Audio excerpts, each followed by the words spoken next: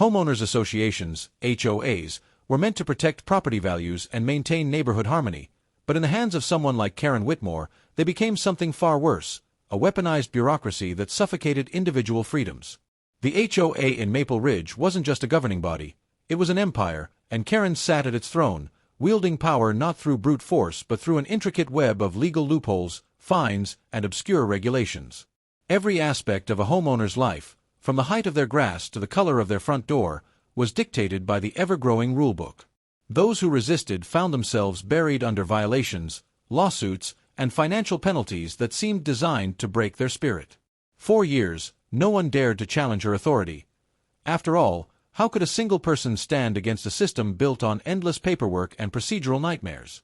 But when one man found himself backed into a corner, stripped of his home by Karen's ruthless legal maneuvers, he discovered something she had overlooked. Every fortress of rules has a weakness, and sometimes, the same bureaucracy that oppresses can be turned against its enforcers. Karen wasn't always a tyrant. At least, that's what she told herself. At first, she genuinely believed she was doing what was best for the neighborhood. A tidy, well-regulated community ensured higher property values, and if a few people had to be inconvenienced along the way, so be it. But somewhere along the line, control became intoxicating. She thrived on the power that came with enforcing arbitrary rules, finding satisfaction in issuing fines, rejecting variance requests, and reminding homeowners that she held the keys to their peace of mind. With every dispute she won, her confidence grew, until she no longer saw herself as just a board president but as a ruler whose authority should never be questioned. Homeowners lived in quiet fear, knowing that even the smallest infraction, parking in the wrong spot, leaving Christmas lights up a day too long, or failing to get approval for a minor renovation, could lead to financial ruin. She had seen to it that the HOA bylaws granted her nearly unchecked power, and she wielded that power with an iron grip. But what Karen failed to see was that unchecked authority breeds resentment, and in the shadows of her carefully manicured neighborhood, rebellion was beginning to take shape. Daniel Carter never wanted to be a hero. He was an ordinary homeowner, a man who paid his dues, followed the rules, and simply wanted a peaceful life. But when Karen and the HOA targeted him over a minor infraction, an unauthorized backyard fence that had stood unchallenged for years, he found himself caught in a battle he never asked for. At first, he tried to comply, but compliance wasn't enough. Karen had made an example of him, stacking violations upon violations until he was drowning in fines. When he tried to fight back, the HOA's legal machine crushed him, forcing him into foreclosure. He lost his home, his stability, and nearly his sanity. But in that loss, something changed. Daniel realized that he wasn't just fighting for himself anymore. He was fighting for everyone who had suffered under Karen's rule. He was done playing by the rules of an unjust system. If Karen wanted a war, he would give her one. But he wouldn't fight the way she expected. He wouldn't rage or resort to petty retaliation. Instead, he would use the one thing she held sacred, her own rules, against her. Revenge wasn't enough. Daniel could have egged Karen's house, spread rumors, or made her life miserable in 100 petty ways, but that wasn't what he wanted. He didn't just want to hurt her, he wanted to dismantle the system that allowed people like her to thrive. And to do that, he needed help. Enter Ray Hahn, Daniel's estranged uncle, a man who had made his fortune in ways best left unspoken. Ruthless, resourceful, and with an intimate understanding of legal warfare, Ray Hahn saw Daniel's struggle not as a personal vendetta but as an opportunity. Together, they devised a plan, not of brute force, but of methodical, strategic takedown. They would buy up properties, exploit loopholes, and turn Karen's own rulebook into a weapon. They would fill the neighborhood with undesirable tenants, loud partygoers, eccentric artists, and those who saw HOA regulations as little more than suggestions. They would push Karen into a corner, forcing her to overextend, to make mistakes, to reveal the very corruption she had hidden for years. And when she fell, it wouldn't be in the quiet, bureaucratic way she had destroyed others. It would be public, humiliating, and irreversible. As the months passed, the tides began to shift. The homeowners who had once been too afraid to speak out started to see what Daniel and Ray Hahn were doing, and one by one, they found the courage to stand up. Marcus, Karen's own nephew, turned against her, leaking financial records that exposed years of embezzlement and backdoor deals. The neighborhood, once paralyzed by fear, erupted into rebellion. Legal challenges, protests, and a growing media frenzy that turned Maple Ridge into the battleground for a war far bigger than just one HOA. Karen, who had spent years ensuring that every homeowner followed the rules, suddenly found herself drowning in legal trouble of her own. And when the final blow came, her arrest, captured on video and broadcast across the internet, it wasn't just a victory for Daniel. It was a message. HOAs, corrupt officials, and bureaucratic tyrants everywhere were put on notice. The people they oppressed weren't powerless. They just needed someone to show them how to fight back. Karen had spent years using the HOA bylaws as a cudgel, bending homeowners to her will with an endless maze of fines, compliance notices, and obscure legal clauses buried deep in the association's governing documents. But what she never anticipated was that someone would turn that same system against her. Daniel and Rayhan pored over every line, every clause, every amendment, searching for weaknesses. And they found them. The rules Karen had written to exert total control were riddled with contradictions, loopholes, and vulnerabilities. They started small, filing petitions, challenging violations, and forcing Karen into endless meetings where she had to defend her own rules. Then, they escalated, leveraging legal technicalities to block her initiatives and filing counterclaims that drained the HOA's funds. Homeowners who had once cowered under Karen's authority started following Daniel's lead, contesting fines, demanding audits, and attending board meetings in record numbers. For the first time, Karen found herself on the defensive, her authority questioned in ways she never imagined. She had built her empire on the assumption that no one would dare challenge her. Now, that assumption was crumbling. While the legal battle raged, Daniel and Rayhan launched another front, real estate. Karen's power rested on her ability to control the HOA board, and that control depended on a network of homeowners who either feared her or benefited from her rule. But what if those homeowners were replaced? Rayhan, flush with cash and connections, started acquiring properties in the neighborhood, quietly at first, through proxies and shell companies. Once they secured enough homes, they strategically placed new residents, people who despised HOA overreach, who had no problem bending or outright ignoring Karen's precious rules. The once pristine neighborhood, with its manicured lawns and rigid uniformity, became something Karen could barely recognize. Loud music, unconventional decorations, and non-compliant landscaping spread like a virus. Parking violations clogged the streets, and when Karen issued fines, she found herself drowning in legal disputes. She could no longer rely on fear to maintain order because the people she now ruled over weren't afraid.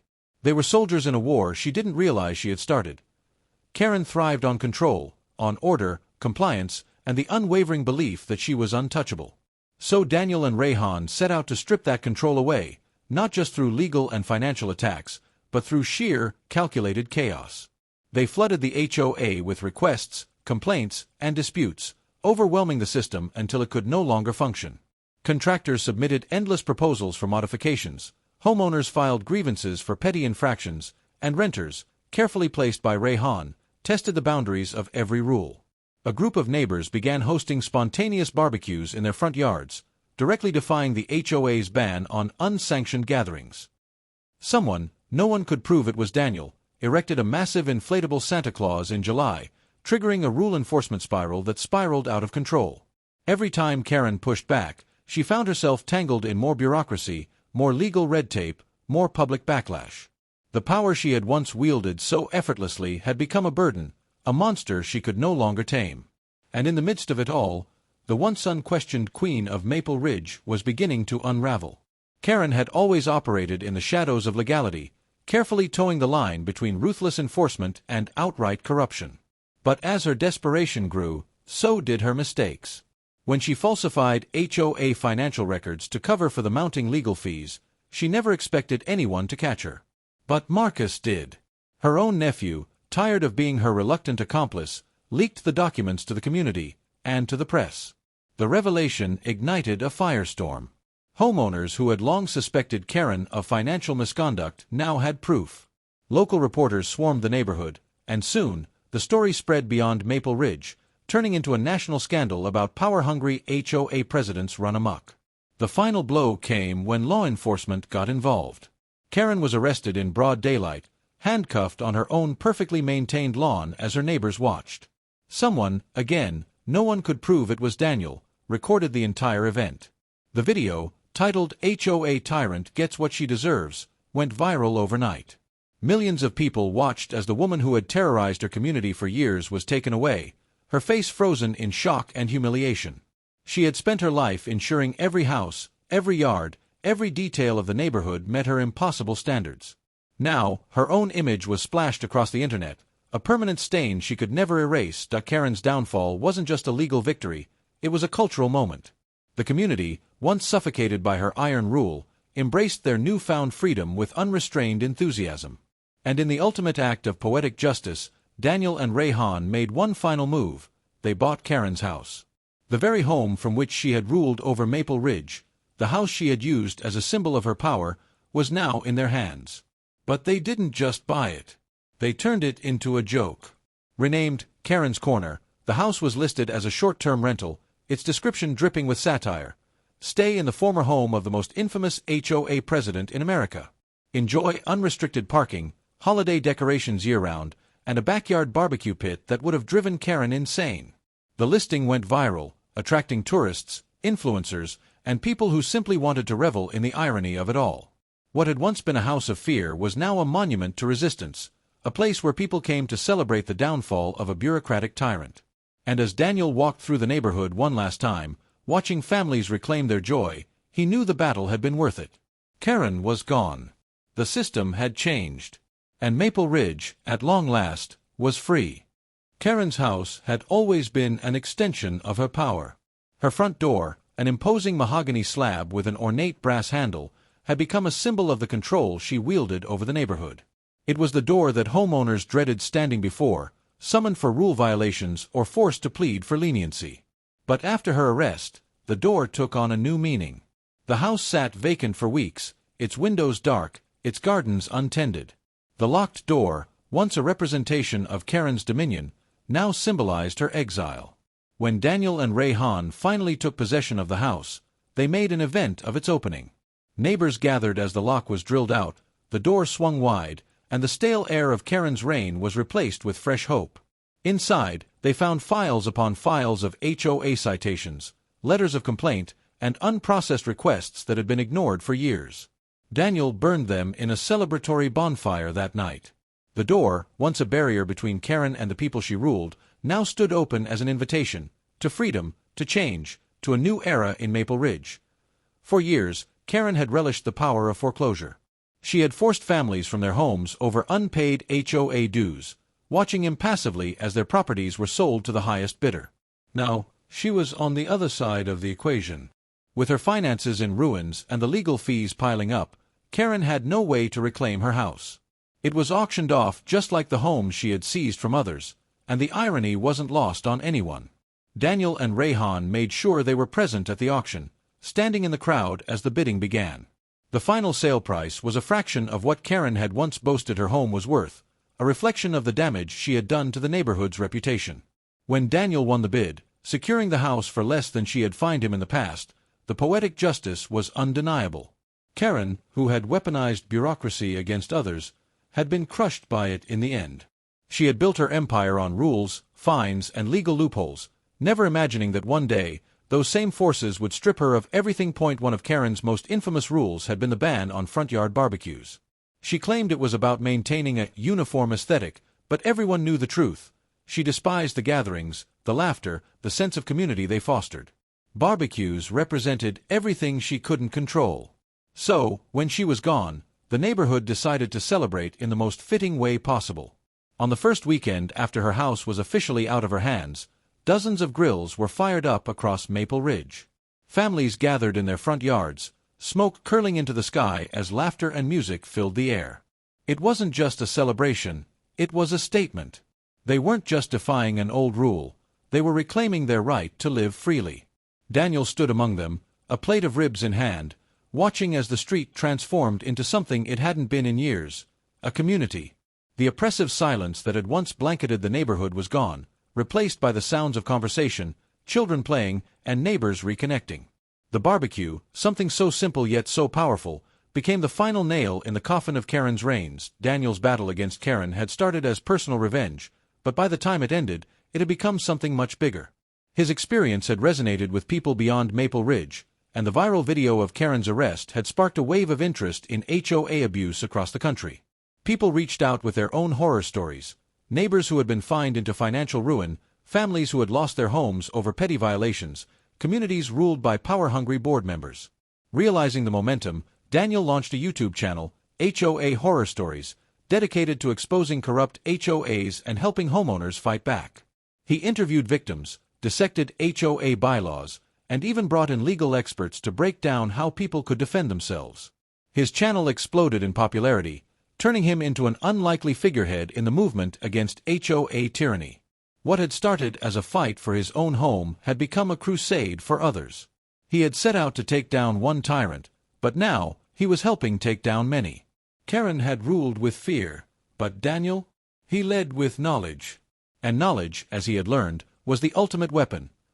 The sun was setting as Daniel took one last walk through Maple Ridge, the neighborhood he had fought so hard to reclaim.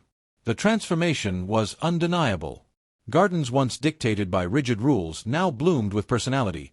Colorful flowers, quirky decorations, and the occasional pink flamingo defiantly placed in a front yard. Driveways that had once been empty due to strict parking regulations now held trucks, campers, and cars without fear of fines. Porch lights glowed warmly as families gathered outside, no longer afraid of being reported for minor infractions.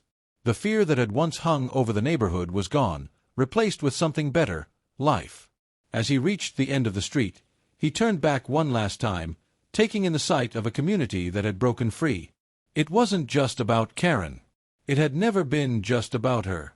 This was about the people who had found their voice, who had learned that they didn't have to live in fear of rules designed to control them. Daniel smiled. His fight was over, but his work had just begun. The war against HOA tyranny was bigger than Maple Ridge. And thanks to everything he had been through, he knew exactly how to win it. Before Karen's downfall, the most dangerous rules in Maple Ridge weren't the ones written in the HOA bylaws. They were the unspoken ones.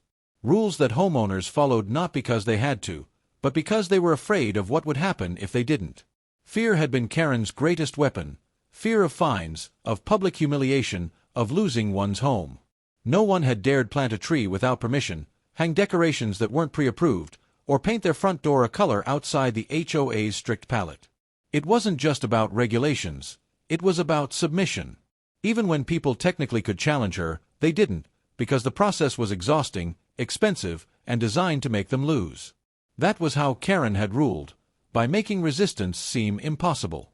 But in the wake of her defeat, something strange happened. Homeowners, some of whom had lived in fear for years, hesitated to exercise their newfound freedom. The chains had been broken, but people still felt them. It wasn't until one bold neighbor painted their house bright blue, something that would have sent Karen into a frenzy, that the spell was finally broken. When nothing happened, when no fine arrived, when no complaint was filed, others followed suit. The real victory wasn't just getting rid of Karen, it was unlearning the fear she had instilled. Marcus Whitmore had always known his aunt was a tyrant. He had seen it firsthand, the way she delighted in wielding power, how she treated the HOA board like her personal